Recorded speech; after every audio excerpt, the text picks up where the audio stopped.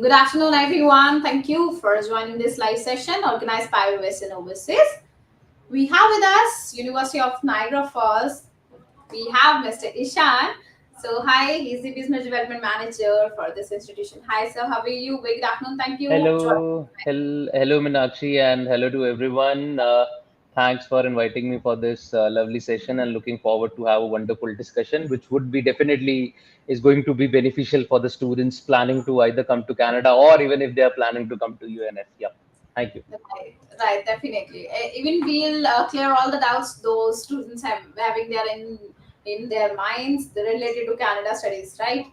So, hi Surely. students, good afternoon. Moving towards our session, we are going to start this session. So, if there is any questions you have, you need to ask, you can put in the comment box. You can use that option. We'll definitely answer all your questions. So, sir, first we just need to know what all courses University of Niagara Falls offers and what are the admissions requirements for international students that they need to meet.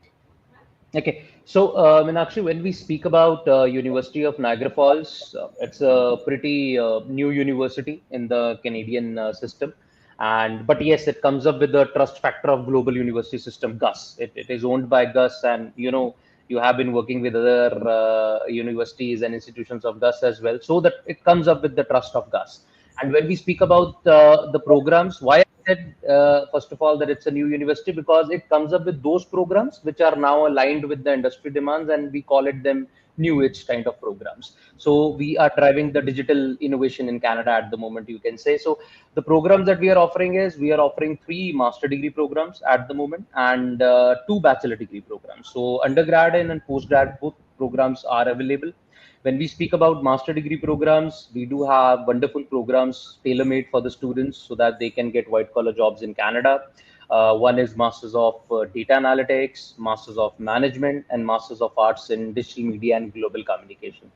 And when we speak about the bachelor degree programs, we do have bachelors of honors. It's a BSc honors in Bachelors of Business Administration and BSc honors in Bachelors of Biomedical Sciences. So these are the five wonderful programs that we are offering to the students, and all our programs, as I have said earlier, are aligned with the industry demands and keeping in mind the current trend in Canada. I think skillful and new age courses are the new trend, and this is where the students should opt for, and that is what University of Niagara Falls is trying to do. And we are trying to create a digital revolution and want to give digital education to the students. Right, sir. Perfect. So, how much time it will take to get the PAL, sir? Because this is the main issues I think students get. Mhm. When we speak about the PAL, like as such, it's not a problem with us. Anybody who is applying with us, one thing is very sure that anybody applying for University of Niagara Falls now with the latest IRCC rule, even for masters now PALs are required, right? So I can't comment on how many PALs we're gonna get because that is still within the provincial judgment. How much they are going to give us, I think we'll be able to know it by first week of November. But yes, till now, if you'll see the timeline, the turnaround time for us to give a PAL to a student is almost 2 to 3 days only. So within Oh, 2 to 3 days, a student can get a PAL letter from our end, and they are good to go. Yes. perfect. So, do we have any scholarship kind of things for students? Look, yes, we do offer scholarships and entry awards for the students. When we speak about University of Niagara Falls scholarship policy, it depends on course to course, and it depends on the last academic scores of a particular student.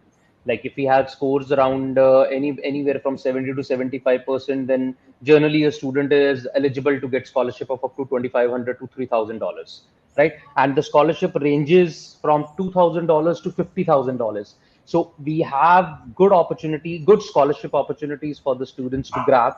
And in order to provide them financial assistance, we have just updated our scholarship policy, you can say a few weeks back only, where we have increased the scholarship. So when we speak about Masters of Data Analytics, a student can get scholarship from $25,000 to $11,000. When we speak about Masters of Management, a student can get scholarship from $2,500 to again $10,000. And when we speak about Masters of Arts, a student can get scholarship of $2,000 to 9,000 Canadian dollars. So this is the lowest amount of scholarship and the highest amount of scholarship entirely depends upon their last academic scores. And the scholarship, you don't have, and the student doesn't have to fill any extra form, or they don't have to apply it separately. They just need to apply through Western Overseas. Just need to punch in the application for such students, and on the offer letter, the scholarship will be mentioned for such students. Right. So it is a short. The student will get the scholarship, but it depends upon the academics, marks, or any other thing. It depends on the academic score, but yes, one thing is there, that the scholarship will not be active from the first year itself. The student will start, getting the scholarship, and the scholarship will start deducting from the second year onwards. So first year, the student have to pay the complete fees. From the second year onwards, the scholarship will start deducting, and somehow it is good also, because if a student is paying his whole year fees over here, obviously when he's in Canada and he's doing both the things, he's doing part-time job there as well, and then he has to focus on his studies as well. So I think the burden to pay the fee will be less on that particular student, because almost 70% of the fee he has already paid in India. How? Because once he's in Canada, from the second year onwards, the scholarship will start deducting. So he will be end up with very low amount and very small amount, which is to be left over there. So I think this is one other advantage of our scholarship policy. So yes, scholarships are in abundance, and every student who has around 65% in their bachelors are eligible when they are applying for masters, and every student who is having around 75% or uh, like around 70 to 75% in bachelors, even they are also eligible for scholarship. That's perfect. And if we talk about what sets of University of Niagara Falls apart from other institutions, so could you please elaborate that also? Sorry, I didn't get that. I mean, actually. I said, what I mean, like if we'll talk about what sets of University of Niagara Falls, apart from other institutions, so could you Okay, please okay, okay, okay. What also? what what makes us apart, right? Like That's right. what University of Niagara Falls has. Okay, so one thing which I always say is, number one is the location. Look, Niagara Falls is a very strategic and a very beautiful location for the students to go there, because it is number one tourist destination in Canada. Okay, and the university is in the main downtown Queen Street, what we call main downtown area of Niagara Falls region. Being a number one tourist destination, obviously the students can have a lot of job opportunities, part-time job opportunities over there. At the same time, even the cost of living is almost 30 to 40% less than Toronto, and Toronto is only 72 to 75 kilometers away from that particular place.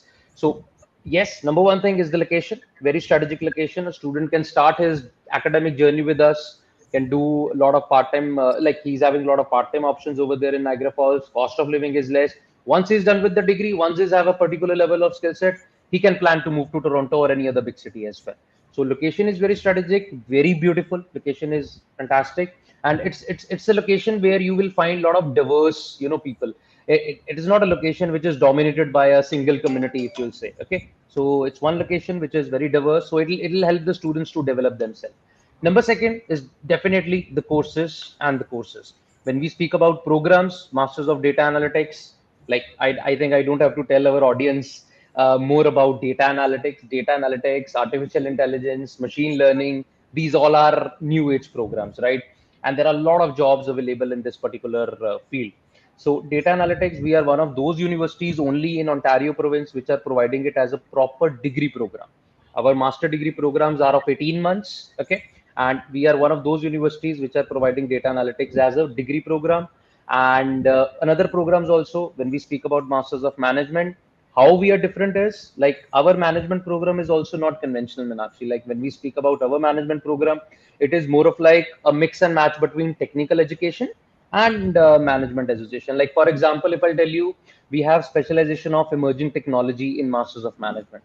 So if a student is taking that particular specialization, he will also be learning data analytics for management, business analytics for management, emerging technologies for management. So not the conventional finance, HR, and management kind of programs, but also technical aspect is also there. So this is few things I think which definitely makes us apart when we speak about bachelor degree like BBA program, again management program, but comes up with the specialization of digital marketing and digital economy. And the world is becoming more and more digital now, right? So if anybody is going to have a skill set in this particular field, I think sky is the limit for that particular student, and he will be getting a lot of, because if we talk about Canada today, jobs are there. It's just that part-time options or millennial jobs have taken a toll. But when it comes to managerial roles, when it comes to white collar jobs, I think Canada is in such a stage that they need more skillful people. So I think as a university, if I'll sum it up, definitely one is the location, fantastic location because it serves the purpose of being a location with you can say low cost of living and more job opportunities along with your studies. And second are the wonderful programs that we are giving to the students. Yeah, perfect. Thank you so much. So, as you discussed just recently about the courses, right? So, is there is any relevancy is required, like any relevant background is there for to opt these kind of courses? Yeah, good question. So when we speak about relevancy, when we speak about master degree, when we the program Masters of Data Analytics, in that particular program only we need a bit of relevancy. A student should have studied computer subjects. Minimum two computer subjects are required in that particular program. But when we speak about Masters of Management and Masters of Arts in Digital Media and Global Communication, I think those two programs doesn't need any relevancy. So any student who has done his bachelor's with minimum 55%, those students are eligible to come and join us. And these are the backlog should not be more than 8 if it's a 4 years degree, and 6 if it's a 3 years degree. And we are also accepting MOI. Like if we talk about English proficiency, then one big advantage that we are giving to the students at the moment is that we are also accepting medium of instructions.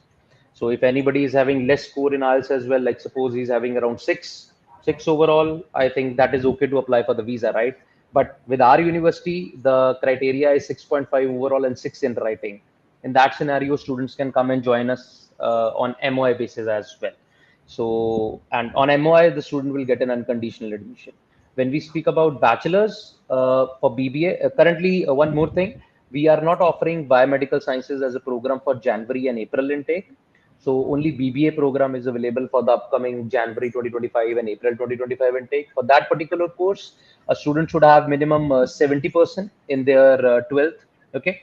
And they should have studied mathematics. If mathematics is not there, they should have studied anything relevant to mathematics like statistics or economics have to be there. And 70% is the minimum requirement in that particular program. And all other things remains the same. We are accepting MOI in our BBA program as well. And our BBA is again, it's a degree program. And I think right now with the latest rule, obviously we are getting more and more queries for BBA as a degree program. It's a 4 years program, but student can complete it in 2.5 or 3 years as well under the fast track option, which we are giving to the student. They have an option to do it. So obviously the programs are fantastic, and as I've just mentioned, the entry requirements are also not very much tough for the students. So definitely we want more and more students to come and apply with UNF. Perfect. Thank you so much. So, dear students, we have lots of good options that they are accepting the applications on MOI. So, yes, there's a good chance you can contact Western Overseas for further communication related to your profile, and definitely we can align some meetings with Sir also if you need a more better understanding on your profile. Thank you.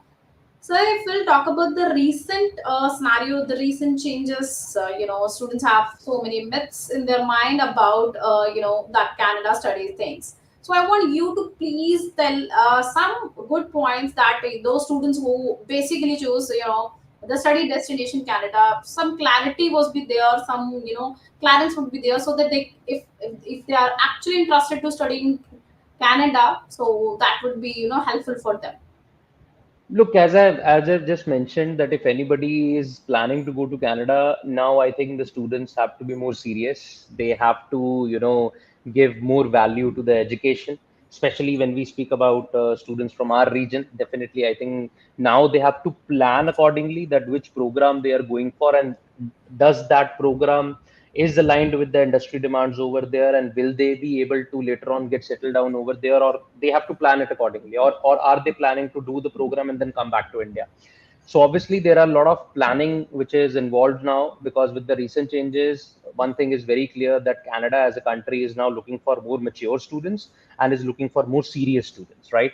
So yes, I think with the recent changes, we as a university is standing tall. How? Because there is no changes with our entry requirements. There is no changes with the PGWP that we were offering to the students.